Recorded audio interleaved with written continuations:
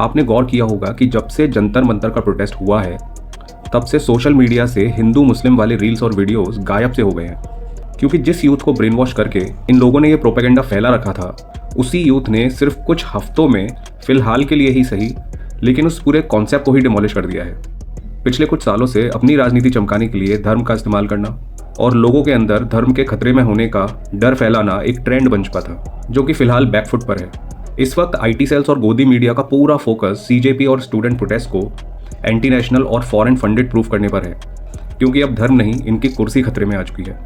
तो इसीलिए कुर्सी बचाने पर पहले जोर दिया जा रहा है। इनको पता होना चाहिए कि हिंदू धर्म हजारों साल से सनातन है, ना तो इसे कोई खत्म कर पाया है और ना कभी कोई कर पाएगा। लेकिन लोगों में धर्म का डर दिखाकर धर्म के रक्षक होने का दावा करने वाले इन लोगों को इस देश के यूथ ने साइडलाइन कर दिया है। बात अब एजुकेशन, एम्प्लॉयमेंट, करप्शन और अकाउंटेबिलिटी की हो रही है, तो कुर्सी का डर तो जायज़ है। इतने साल बिना किसी अकाउंटेबिलिटी के हर मुद्दे को धर्म से जोड़ देने की और सवाल करने वालों को एंटी नेशनल प्रूफ करने की ये जो आदत इन लोगों को पड़ चुकी थी, वो अब काम नहीं आ रही है। धर्म के ठेकेदारों के अलावा दूसरे वो लोग हैं जो खबरों के ठेकेदार बने हुए थे। इस देश के मीडिया का वो हिस्सा जो पूरी तरह बिक चुका है, इन हालात के लिए बराबर का जिम्मेदार है, जिसने इतने साल तक लोगों की आवाज़ को दबाने में भरपूर साथ दिया। इन लोगों ने सवाल करने वाले और किसी भी तरह का प्रोटेस्ट करने वालों को टुकड़े टुकड़े गैंग, अर्बन नक्सल्स, लिब्रांडू और ना जाने कैसे कैसे एडजेक्टिव्स दिए। लेकिन जब प्रोटेस्ट में इतने सारे लिब्रांडू एक साथ इकट्ठे हो गए और उन सब ने मिलकर इस मीडिया को ही एक्सपोज कर दिया, तो इन्हें समझ ही नहीं आया कि अब करें क्या। लेकिन इतनी बेइज्जती होने के बाद भी ये लोग सुधरे नहीं हैं। अब भी वही घिसी पिटी स्क्रिप्ट रोज दोहराई जा रही है, anti national, foreign funding etcetera. एक और ग्रुप है गोदी इंटेलेक्चुअल्स का, जो सोशल मीडिया पर बैठकर दिन रात जियो पॉलिटिक्स का ज्ञान बांटते रहते हैं।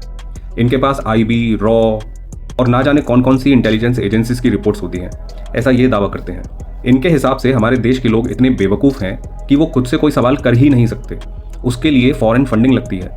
और हमारी सरकार इतनी कमज़ोर और सीधी सादी है कि दुनिया भर की एजेंसीज हमारे घर में घुसकर अपने ऑपरेशंस कर रही हैं, जिसका पता इन जैसे यूट्यूबर्स को भी है, लेकिन सरकार फिर भी कुछ नहीं कर पा रही।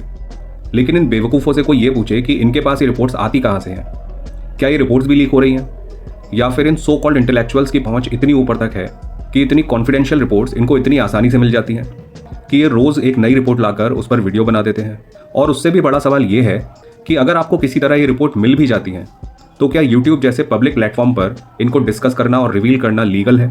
और अगर लीगल नहीं है तो सरकार इन लोगों पर कोई एक्शन क्यों नहीं लेती, जो दिन रात इस तरह की फेक रिपोर्ट्स दिखाकर अपने ही देश की सरकार और इंटेलिजेंस एजेंसीज का मजाक बनाती रहती हैं? असली एंटी नेशनल तो ये लोग हैं, जो ना तो सरकार का साथ दे रहे हैं और ना देश का। इन सबको सिर्फ यही कहना चाहिए कि अगर थोड़ी भी शर्म बची है तो सुधर जाओ, वरना क्या मुंह दिखाओगे अपनी फ्यूचर जनरेशन को।